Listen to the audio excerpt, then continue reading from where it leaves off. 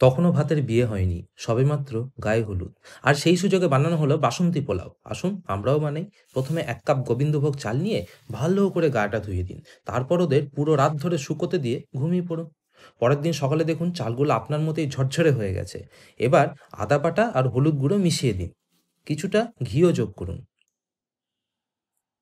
এবার একটা ননস্টিকে সাদা তেল দিয়ে কিছু কাজু ভেজে তুলে ফেলুন। এবার ওই তেলেই হলুদ চালটা দিয়ে অল্প আঁচে ভাজতে থাকুন। তারপর সব্যসাচীর মতো বাঁ হাত দিয়ে গরম জল বসিয়ে দিন। মনে রাখবেন, ১ কাপ চাল ২.৫ কাপ জল। মাপটা যেন একদম ঠিকঠাক হয়। চালটা একটু ফুটে গেলে তার মধ্যে ১/২ কাপ চিনি যোগ করুন। তারপরে কড়াইয়ের মুখটাকে ঢেকে দিন। পুরো ১০ মিনিট রাখতে হবে। মাঝপথে অল্প একটু লবণ দিয়ে নেড়ে দিন ব্যালেন্স করার জন্য। পুরো ১০ মিনিট হলে গ্যাসটা বন্ধ করে দিন। আচ্ছা, সাবস্ক্রাইব করেছেন তো? নাহলে অবশ্যই করুন। এরপরে ঘিটা মিশিয়ে দিন, একটু বেশি করেই দিন না। তারপরে ভাজা কাজু আর ১ চিমটে গরম মসলা দিয়ে আরও ১০ মিনিট ওকে রেস্ট করতে দিন। দেখুন এরকম ঝরঝরে পোলাও তৈরি হবে।